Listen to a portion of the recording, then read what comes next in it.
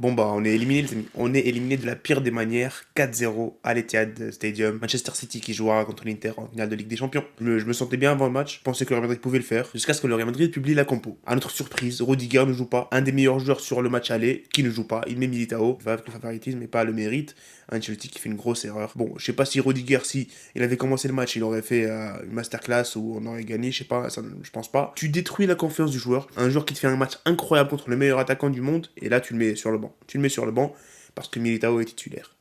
À la 70e minute, je crois, il le fait rentrer. Il le fait rentrer, pourquoi? Parce que c'est du n'importe quoi. Cette décision de Ancelotti, elle est catastrophique pour moi. Et sinon, le reste de la compo, il n'y a pas de surprise. Tout le monde était là. Courtois au goal, Carvajal, donc Militao à la bas. Sur le côté gauche, Kamavinga. Le milieu, Modric, Kroos, Valverde. L'attaque, Vinicius, Rodrigo et Benzema. J'ai dit pas mal de fois, j'aurais préféré avoir un Chouameni. Tu veux défendre, ok, défends. Défends, joue la contre-attaque. Mais pas Kroos, mais Chouameni. Mets-le, c'est son poste. C'est lui, il est censé jouer là-bas. Tout simplement. On a vu il y a eu pas mal d'années, quand on ne fait pas jouer Casemiro, on se fait détruire. Sans Chouameni, on s'est fait détruire sur cette première mi-temps. Et voilà, bien sûr, cette première mi-temps était catastrophique. On a joué 5 minutes. On a joué 5 minutes, de la 30e à la 35e minute. Voilà. Il y a l'accélération de Vinicius où Kyle Walker le rattrape. Il y a la transversale de Kroos et je crois que c'est tout. Je crois qu'il y a un autre truc que je ne me rappelle pas très bien. Mais voilà, 5 minutes. On a joué 5 minutes. 5, 1, 2, 3, 4, 5. Au bout de 15 minutes, il y a 13 passes réussies pour le Real. 15 minutes, 13 passes réussies. C'est un truc de fou. C'est un truc de fou. Domination totale de Manchester City. Le XG, vous voulez savoir le XG du Real à la mi-temps? 0,01. 0,01. Manchester City, c'est 1,32. Voilà, 71% de possession, 29% de possession pour le Real. 13 occasions pour Manchester City, 5 tirs cadrés pour le Real.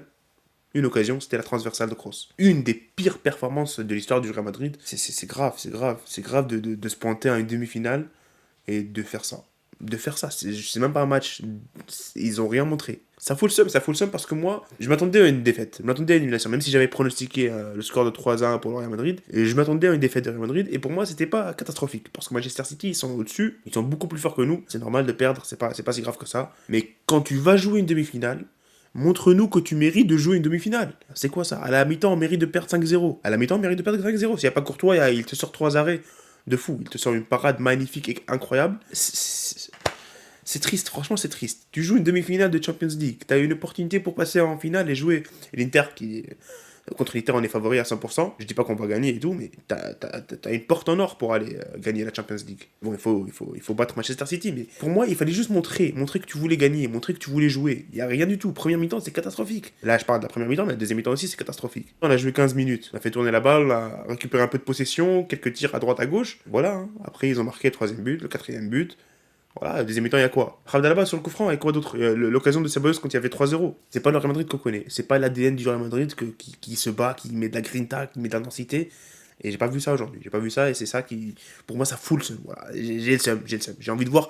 Je voulais voir un Real Madrid qui pratiquait du beau football. Là, on s'est fait humilier à l'Etihad. On s'est fait littéralement humilier. 4-0. On aurait pu perdre 7-0. Voilà. Hein. Les tops et les flops. On va aller vers les tops et les flops, c'est vite fait. Parce qu'il n'y en a pas 40 000 à des tops. Top. Thibaut Courtois. C'est tout. Meilleur gardien du monde. Il n'y a pas grand chose à dire. Il retarde l'échéance. Voilà. Sans lui, on perdait 7-0, comme j'ai dit. Les flops, bah, c'est facile. Hein.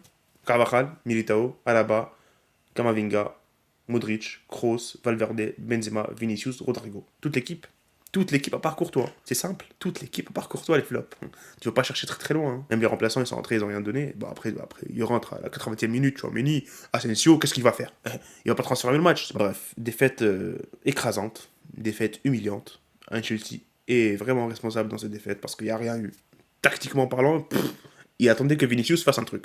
Vinicius, je sais pas où il est, dans la poche d'arrière de Walker peut-être. Élimination méritée, tu vas me parler de Bruyne, il y avait la balle qui est sortie au match aller et on perd 4-0. Quoi tu parles? On perd 4-0. Bon, ce débrief a été un peu rapide les amis. Hein. J'ai dit tout ce que j'avais à dire. Je suis déçu de la performance, de la prestation footballistique du Real Madrid, si on peut appeler ça footballistique, parce que c'était pas du football. Hein. C'était pas du football. Voilà, hein. On se retrouve très bientôt les amis. Salut et profitez des vôtres.